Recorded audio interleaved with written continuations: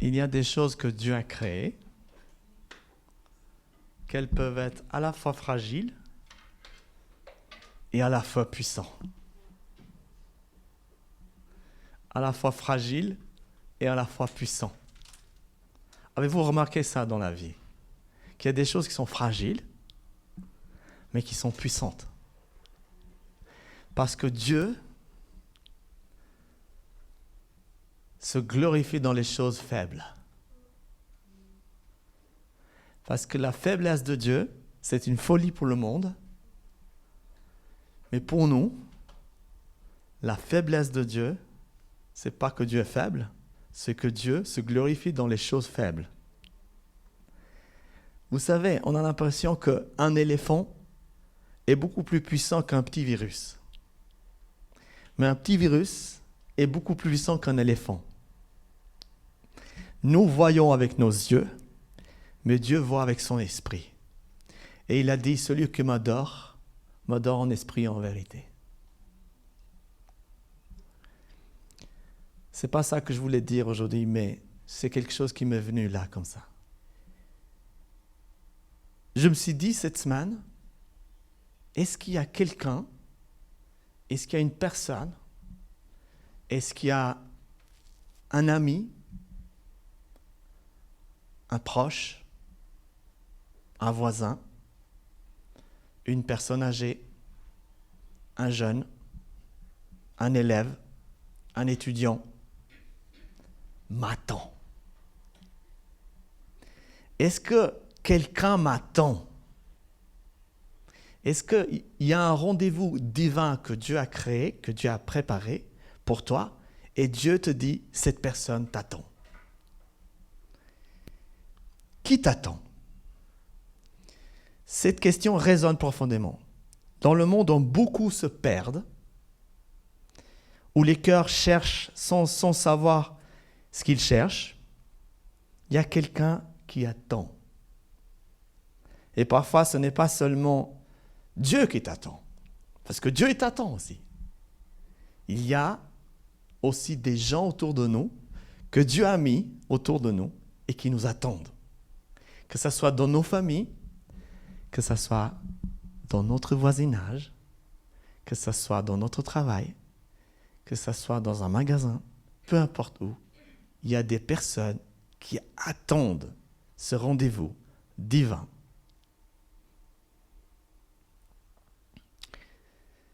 On va prendre Apocalypse 3, verset 20. Voici, ça c'est le Seigneur qui dit, voici, je me tiens à la porte. Voici, je me tiens à la porte et je frappe. Est-ce que vous êtes chez vous à la maison et puis vous entendez ça? Et c'est tout désordonné à la maison, vous n'avez pas passé l'aspirateur, il y a des habits partout, et que vous avez deux possibilités. Vous ouvrez et vous avez honte, ou l'autre possibilité, vous n'ouvrez pas et vous faites semblant que vous n'êtes pas là. On fait cela avec le Seigneur des fois. Il y a quelqu'un? Voici, je me tiens à la porte et je frappe. Si quelqu'un entend ma voix et ouvre la porte, j'entrerai chez lui.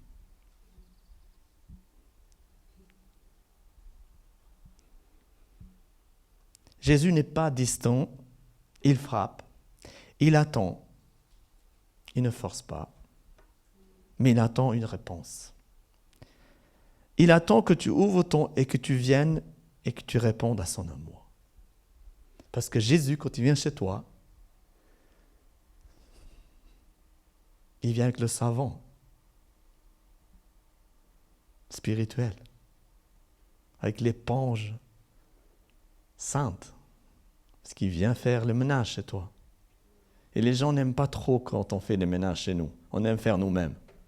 Mais quand Jésus est venu dans mon vie, il a fait le ménage. Il est venu, il a fait le ménage. Et quand Jésus vient chez toi, il veut faire le ménage. Pourquoi? Parce qu'il veut que tu vives. dans une sainteté, dans une pureté, sans péché, dans la sainteté de Dieu. Et il te dit, mon ami, est-ce que tu as demandé pardon à cela? Est-ce que tu t'es excusé pour cela? Est-ce que tu as réglé ce problème?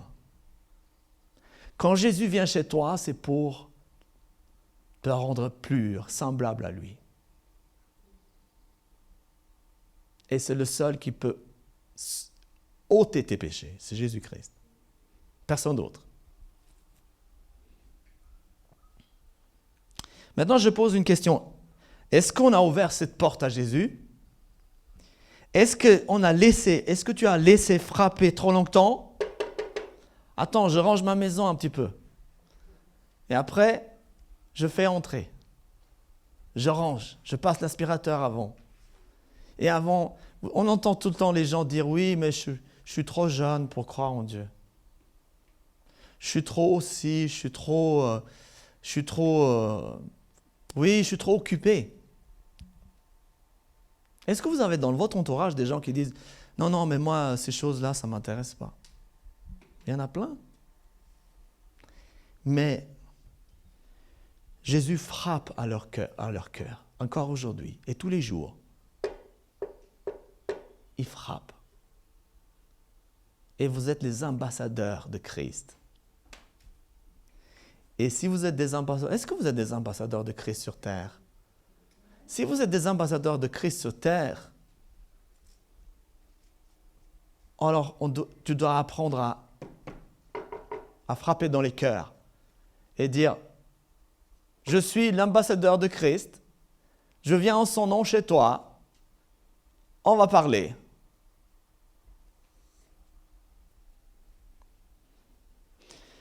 On va prendre ce verset dans Romains 10, versets 14 à 15. Vous êtes là? Comment donc ils invoqueront-ils celui en qui ils n'ont pas cru?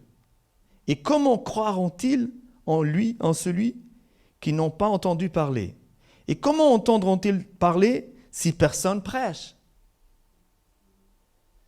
Si nous, ambassadeurs de Christ, nous ne faisons pas cela, nous n'allons pas les voir, qui va le faire? Les pompiers? La police? La commune? L'école? Personne ne va le faire. Il y a des âmes qui entendent. Ils n'attendent pas uniquement un pasteur. Ça, c'est le travail du pasteur. D'aller trapper dans les... Il n'y a pas que le pasteur. Pas un ange. Dieu n'a pas dit aux anges, allez, faites de toutes les nations disciples, vous les anges. Non. Parce que ils t'attendent toi. Quelqu'un t'attend. Un ami, un jeune, quelqu'un au travail.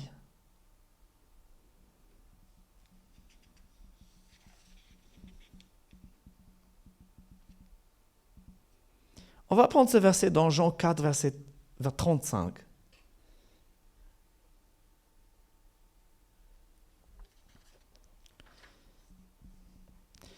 Est-ce que vous pensez qu'on peut récolter ce qu'on n'a pas semé?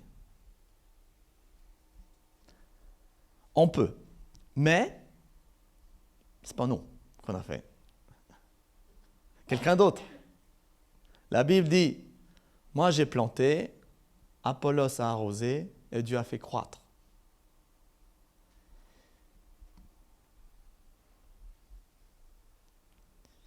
Dans Jean 4, verset 35, il est dit, levez les yeux et regardez les champs.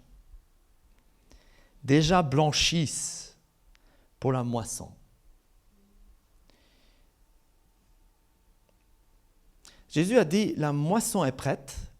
Il y a des gens préparés par Dieu, des cœurs travaillant en silence, qui attendent juste un mot, une sourire, un témoignage. Juste un mot, une sourire, un témoignage. Moi, je pars du principe que on peut raconter deux histoires. Quand on parle à quelqu'un de Jésus, on peut raconter deux histoires. Notre histoire, parce qu'on la connaît bien. Pourquoi moi je crois en Jésus? Pourquoi moi je vais à l'église? Pourquoi moi je prie tous les matins, tous les jours?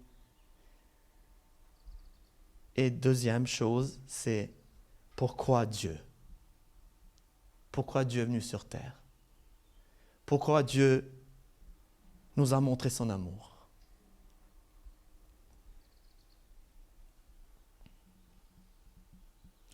Il y a une chose aussi que tu penses que tu es seul quand tu frappes à la porte. Tu n'es pas seul. Le Saint-Esprit est avec toi. Et c'est lui qui te donnera les paroles justes pour parler. Et c'est lui qui prépare le terrain. On peut voir ça dans Actes 16, versets 9 à 10. Paul avait une vision. Un homme du Macédoine lui apparut et lui dit, « Passe en Macédoine, secours-nous. » Moi, j'entends ce cri, « Secours-nous. » Il y a beaucoup de gens qui me crient dans mes oreilles, « Viens à me secourir. » Je suis dans la disette. Je suis dans la souffrance. Je ne veux pas avoir la haine, mais j'ai de la haine. Qui peut nous libérer de la haine à part Jésus-Christ? Qui peut nous libérer de la jalousie à part Jésus-Christ? Qui peut nous libérer des maladies à part Jésus-Christ? Viens au secours. Moi, j'entends les secours des gens.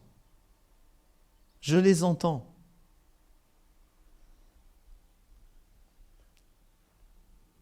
Il y a des cris silencieux dans les rues, les hôpitaux, les maisons, les écoles. Ils crient pas à toi directement, mais Dieu t'envoie à eux. Comme Paul, nous devons discerner où Dieu nous appelle à aller. Seigneur, me voici. Ta fidélité peut libérer une destinée. Si cette femme ne m'avait pas parlé dans le train, je ne serais pas là devant vous, heureux, marié, comblé, avec une famille extraordinaire, des enfants formidables, un travail magnifique. Je vais au travail, je suis tellement heureux, je suis content. Pourquoi? Parce que Dieu m'a libéré. Je suis un témoignage vivant là devant vous.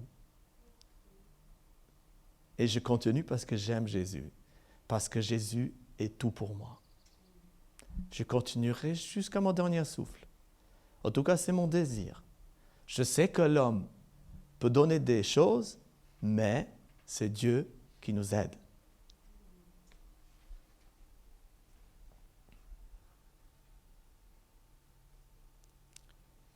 Dans Luc 15, verset 20, comme il était encore loin, son père le vit, le fils prodigue. Et il fut ému de compassion. Il courut se jeter à son cou et l'embrasse. Il y a des gens qui ont besoin d'un câlin et qui n'ont jamais de câlin. Qui peut leur donner, à part les enfants de Dieu? Il y a des gens qui ont besoin d'être aimés et que personne les aime. Qui peut les aimer? Que nous, avec le Seigneur. C'est toi qui peux les aimer. Peut-être tu vois un voisin triste ou une voisine triste et tu dis, mais qu'est-ce qu'elle a? Mais elle a peut-être besoin d'amour. Elle a besoin d'entendre l'évangile qui libère. Elle a besoin d'entendre qu'il y a un lieu où les frères et sœurs sont unis ensemble et qui s'aiment entre eux. Alléluia. Et tu es d'accord avec cela?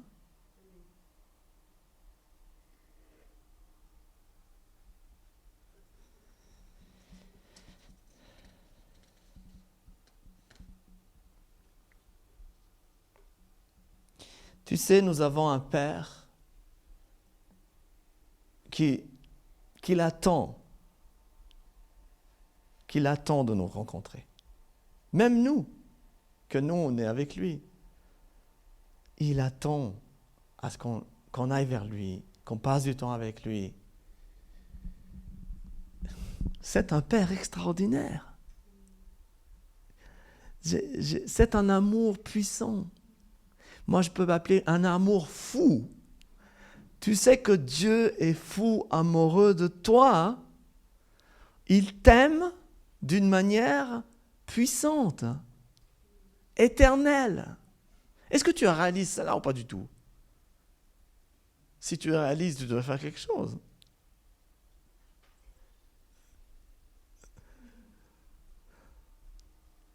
Vous savez, la Bible dit que ton père et ta mère t'aimeront, mais à condition.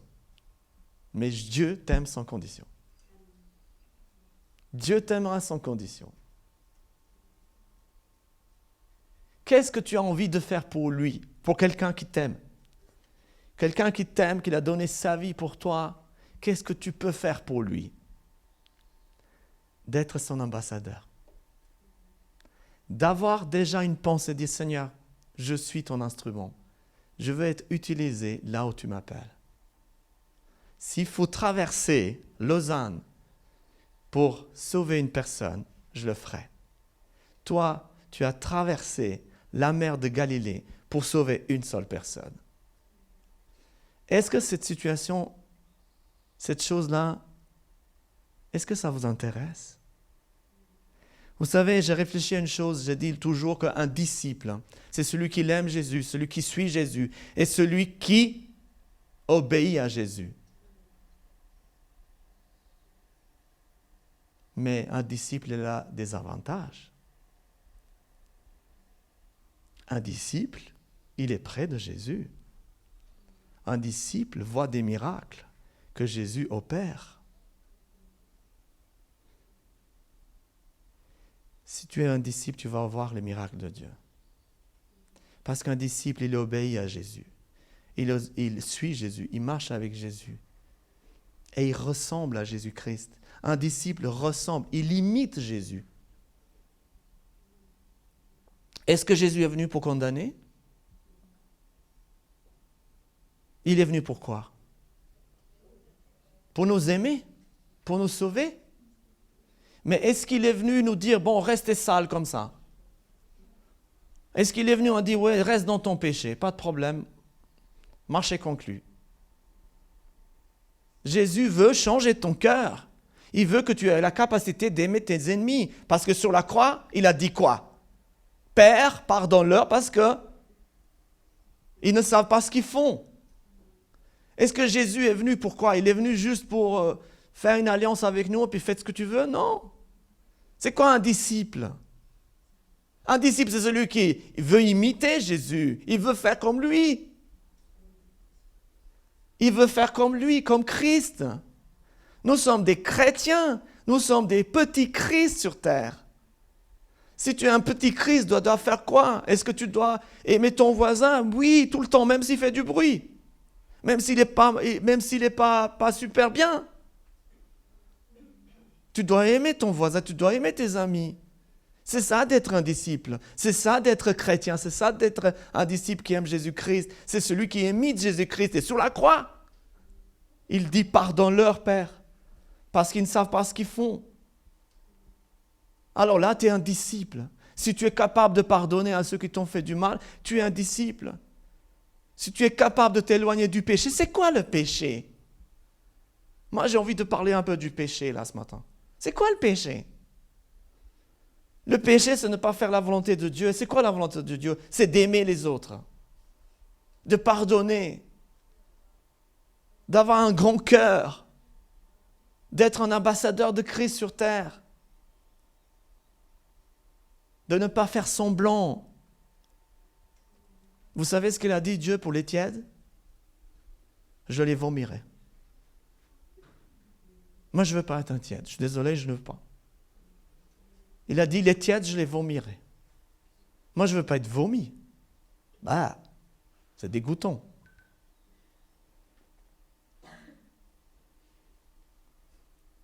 Ce matin, j'espère que je parle à ton cœur.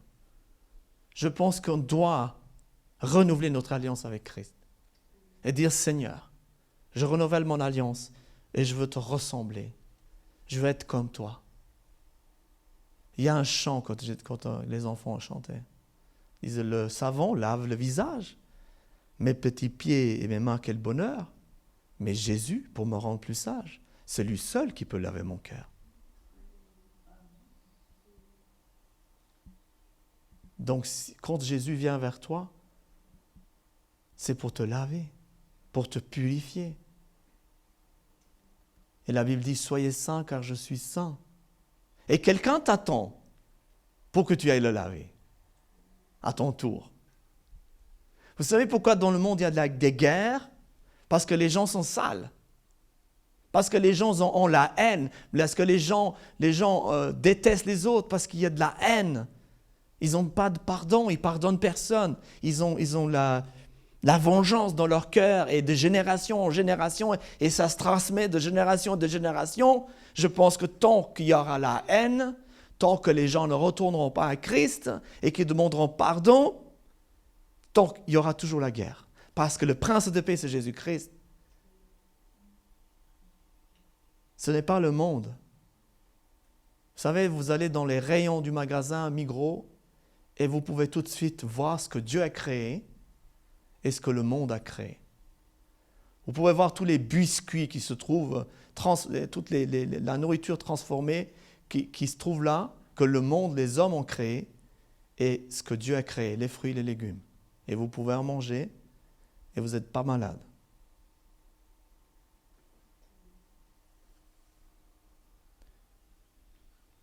Est-ce qu'aujourd'hui tu penses que quelqu'un t'attend pour que tu puisses lui annoncer la bonne nouvelle? Est-ce que tu penses que quelqu'un t'attend pour que tu lui puisses le prendre dans tes bras d'amour et lui montrer combien Jésus l'aime? Est-ce que tu penses que c'est possible que tu rencontres ton voisin et tu lui dis, mon voisin, je te pardonne parce que tu m'as fait du mal, mais peu importe. Jésus a pardonné à ceux qui ont fait du mal à Jésus. C'est ça, imiter Christ. C'est ça d'être un disciple. D'être un disciple, c'est imiter Jésus-Christ. Être un disciple, c'est obéir à Jésus-Christ. Imiter Jésus-Christ. Ce n'est pas uniquement être là en disant « Ouais, je suis chrétien, je suis bien avec ceux qui sont bien et je ne suis pas bien avec ceux qui ne sont pas bien. » Ça, c'est de la vengeance. Ça n'a rien à voir avec Jésus-Christ. Jésus-Christ, il aime tout le monde. Tous les êtres humains sur terre. Toute sa création.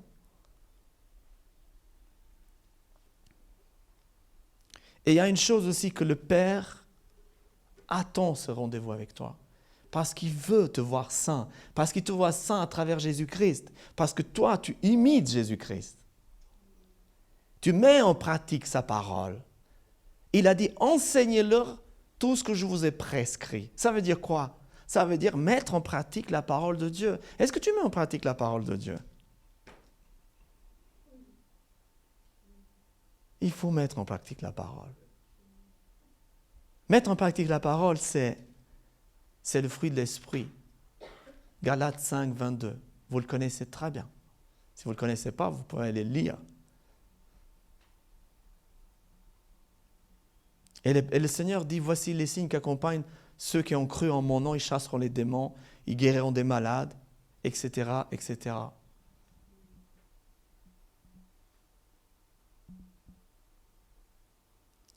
On peut être fidèle à l'Église, mais loin dans notre cœur. Ça veut dire qu'on peut être fidèle, venir à l'Église, aller au culte, mais Dieu, il t'attend pour que tu travailles pour lui. Pourquoi? Vous savez ce que Dieu te reprochera? Je dis ça tout le temps. Une seule chose, il te reprochera. Tu as trop perdu du temps ailleurs. Tu n'es pas venu rester avec moi.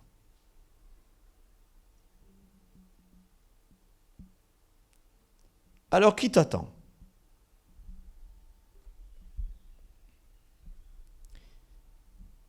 Jésus t'attend pour rentrer chez toi. Vous savez que Jésus vient frapper à ton cœur tous les jours?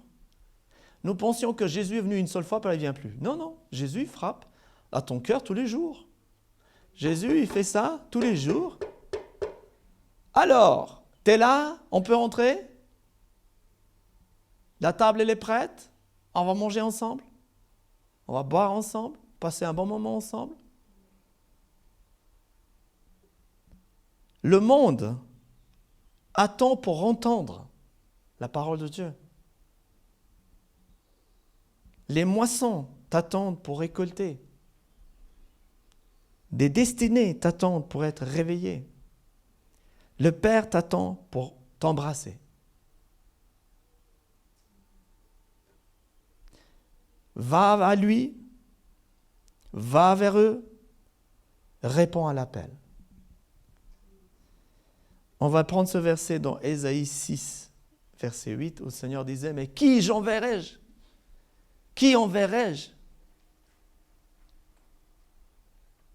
Et c'est marqué, me voici, envoie-moi. Me voici. Est-ce que tu peux dire ça? Me voici, envoie-moi, Seigneur. Dieu peut compter sur toi? Est-ce que Dieu peut compter sur toi? Qu'il peut t'envoyer? N'aie pas peur. Vous savez, ce qui empêche les chrétiens d'aller annoncer la bonne nouvelle, c'est la peur.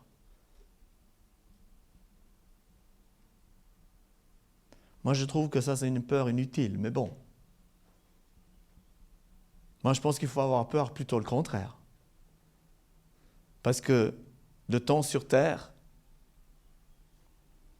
c'est court. Alors, je vais vous poser une question. C'est choquant ce que je vais vous dire. Si on vous annonce que vous allez mourir demain, qu'est-ce que vous allez faire? Qu'est-ce que vous allez faire?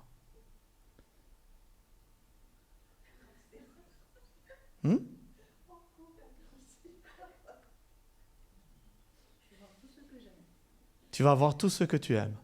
Pourquoi tu ne le ferais pas maintenant? Pourquoi tu ne fais pas maintenant? T'attends ce jour. Si on t'annonce demain à midi, tu vas mourir. Qu'est-ce que tu vas faire? Il te reste 24 heures. Qu'est-ce que tu vas faire? Hein? Qu'est-ce que tu vas faire? Pourquoi on attend ce jour-là? Pourquoi on attend nos 20 dernières 4 heures pour faire quelque chose pour Dieu? Pourquoi on attend cela?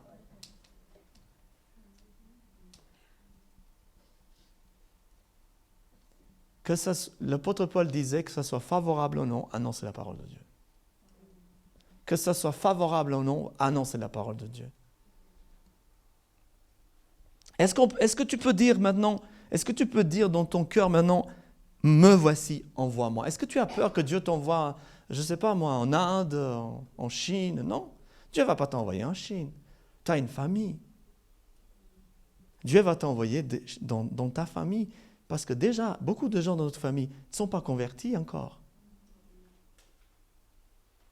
Moi, je me suis dit, j'ai des frères et sœurs dans ma famille qui ne sont pas convertis encore. Dieu m'envoie chez eux.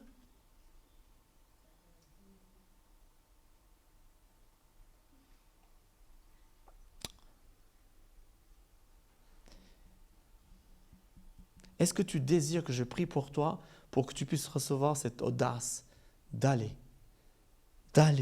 Seigneur, envoie-moi. Si tu veux que je prie pour toi, viens devant. Et que la peur, la crainte soient enlevées. Que tu n'aies plus peur d'annoncer la bonne nouvelle avec sagesse, amour et bonté. Est-ce que tu es un semeur? Vous savez, moi je vois vos sacs pleins de semences. Vous en avez des greniers pleins de semences. Et vous avez peur juste de faire ça. De prendre des semences et de jeter comme ça.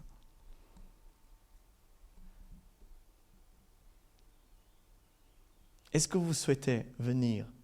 Je prie pour vous, pour que vous soyez libérés, pour que Dieu vous libère de la crainte de semer. Parce que quelqu'un t'attend. Parce qu'un champ t'attend. Un champ friche t'attend. Ou tu dis, me voici, évite-moi. Me voici, Seigneur. Pas moi. Comme Jonas. Ah ben, on peut être un Jonas. Hein? Aucun problème. Dieu est un Dieu bon et il nous aime. Jonas a dit non, je ne vais pas à Ninive. Et je vais tout le contraire de Ninive. Mais il y a un peuple à sauver, il y a des gens à sauver. Combien de gens attendraient ce moment? Oui, il y a du monde. Il y a du monde. Ciao, ciao, ciao. Me voici, envoie-moi. Ou me voici, évite-moi, Seigneur. On peut, hein? Dieu est un Dieu bon. Je n'ai pas envie de me retrouver dans le ventre d'un poisson. Hein? Non, je n'ai pas envie. Bon, maintenant, si vous voulez, vous pouvez vous approcher. Je vais prier pour vous.